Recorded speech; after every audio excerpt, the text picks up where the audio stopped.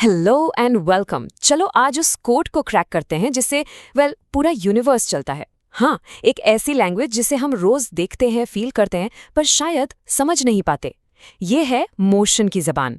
हर चीज़ जो चलती है, रुकती है या डायरेक्शन बदलती है, उसके पीछे के सीक्रेट्स आज हम अनकवर करेंगे। एक सेकंड के लिए सोचो।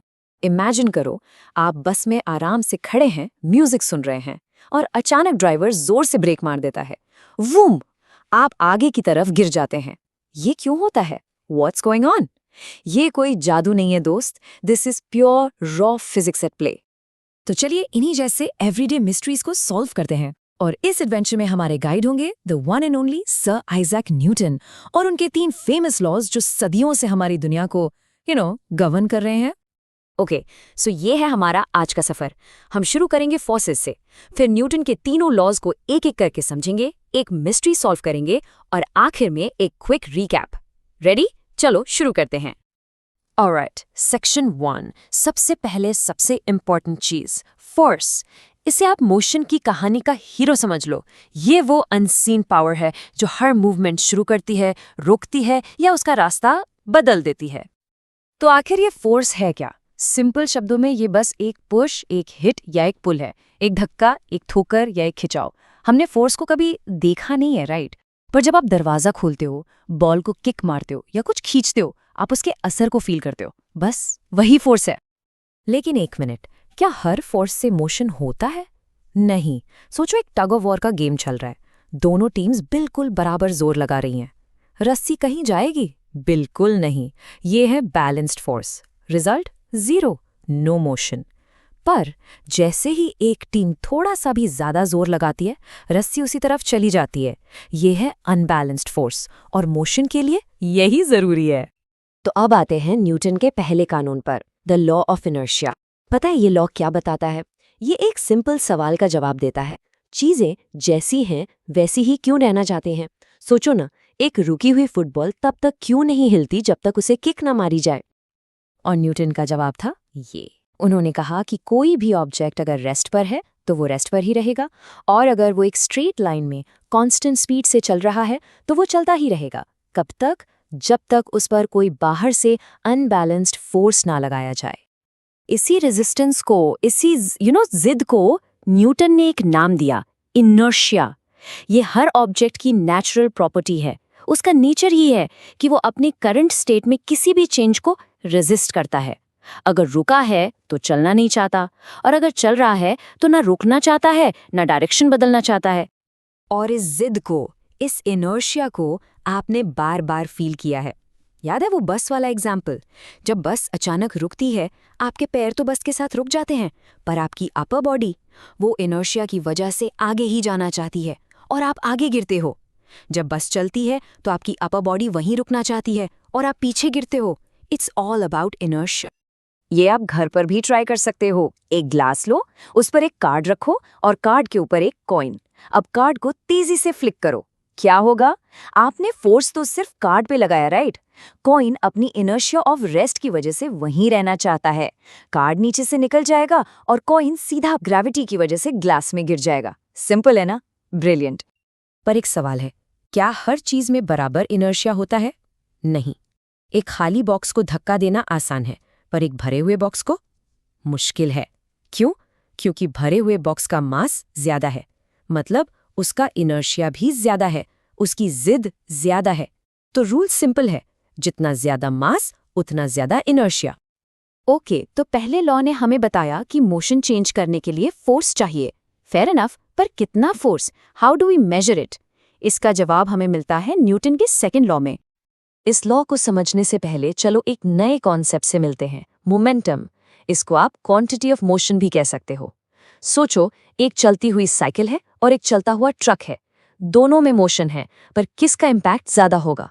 ऑब्वियसली ट्रक का, क्योंकि मोमेंटम सिर्फ वेलोसिटी पर नहीं, मास पर भी डिपेंड करता है। फॉर्मूला बिल्कुल सिंपल है, P = mv, मास टाइम्स वेलोसिटी। तो न्यूटन ने क्या कहा?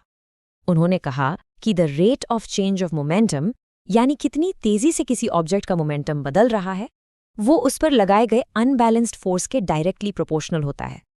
सिंपल भाषा में, जितना ज्यादा फोर्स लगाओगे उतनी तेजी से मोमेंटम चेंज होगा। और इसी स्टेटमेंट से हमें मिलता है फिजिक्स का शायद सबसे famous equation F=ma, force equals मास टाइम्स एक्सेलरेशन। ये इतना ब्रिलियंट है क्योंकि ये हमें बताता है कि आखिर फोर्स है क्या। ये वो चीज़ है जो m मास की बॉडी में a एक्सेलरेशन पैदा करती है। और इसका रियल लाइफ यूज देखो। एक क्रिकेटर तेज बॉल को कैच करते वक्त अपने हाथ पीछे क्यों खींचता है? वो अनजाने में F=ma ही यूज कर रहा है। हाथ पीछे करके वो बॉल के मोमेंटम को जीरो करने का टाइम बढ़ा देता है। टाइम बढ़ा तो rate of change of momentum कम हुआ, मतलब फोर्स कम हुआ, उसके हाथों पर चोट कम लगती है। सेम लॉजिक है जब एक हाई जंपर कुशन्ड बेड पर लैंड करता है। ओके, तो अब हम सेकंड लॉ को जानते हैं, F=ma। चलिए अब इसको काम पर लगाते हैं। हम एक रियल लाइफ मिस्ट्री सॉल्व करेंगे just to see how powerful this simple equation really is. Alright, case file देखते हैं। एक कार है जिसका मास है 1000 kgs। उसकी इनिशियल वेलोसिटी है 108 km/h, जिसे हम स्टैंडर्ड यूनिट्स में कन्वर्ट करें तो बनता है 30 मीटर्स पर सेकेंड। ब्रेक्स लगते हैं और कार रुक जाती है, तो फाइनल वेलोसिटी है 0, और ये सब होता है सिर्फ 4 सेकेंड्स में। सवाल, ब्रेक्स ने कार पर कितना फोर्स लगाया? हमारा weapon of choice of course Newton का सेकंड लॉ F=ma, जिसे हम F=m×v−u डिवाइडेड बाय t भी लिख सकते हैं। अब बस वैल्यूज प्लग इन करनी है। मास है 1000 kg, फाइनल वेलोसिटी v है 0, इनिशियल u है 30 और टाइम t है 4। Let's do the math. जब हम इसे कैलकुलेट करते हैं तो जवाब आता है -7500 न्यूटन्स। तो ब्रेक्स ने 7500 न्यूटन्स का फोर्स लगाया। सिंपल। लेकिन रुको, ये नेगेटिव साइन का क्या मतलब है? ये बहुत इंपॉर्टेंट है। ये नेगेटिव साइन हमें बता रहा है कि फोर्स की डायरेक्शन कार के मोशन के ऑपोजिट है, और ये बिल्कुल आना भी चाहिए, राइट? ब्रेक्स गाड़ी को आगे थोड़ी धकेलते हैं, वो मोशन के अगेंस्ट फोर्स लगाकर ही तो उसे रोकते हैं। Mystery solved. चलिए अब हम आते हैं न्यूटन के आखिरी और शायद सबसे वेल नोन लॉ पर, द थर्ड लॉ, जिसे हम कहते हैं हर एक्शन का एक रिएक्शन होता है।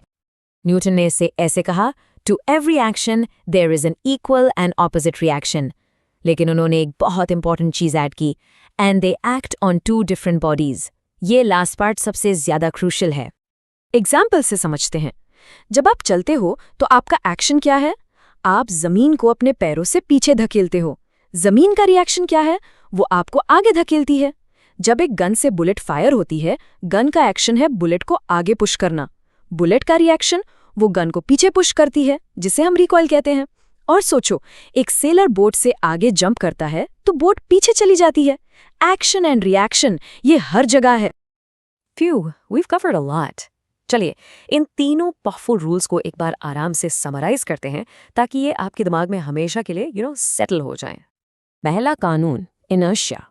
बिल्कुल सिंपल शब्दों में, चीजें लेजी होती हैं। वो वही करना चाहती हैं जो वो कर रही हैं। रेस्ट पर हैं तो रेस्ट पर, मोशन में है तो मोशन में, जब तक कोई बाहरी अनबैलेंस्ड फोर्स उन्हें मजबूर न कर दे। दूसरा कानून, the formula for force, F=ma। ये लॉ हमें उस फोर्स को कैलकुलेट करने की पावर देता है जो किसी मास को एक्सेलरेट करने के लिए जरूरी है।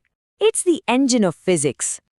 और तीसरा कानून, एक्शन रिएक्शन। यूनिवर्स में कोई भी फोर्स अकेला नहीं है।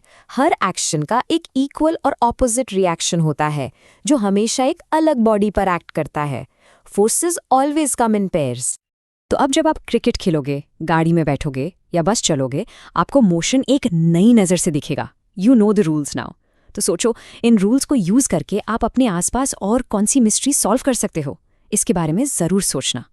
Thanks for joining me.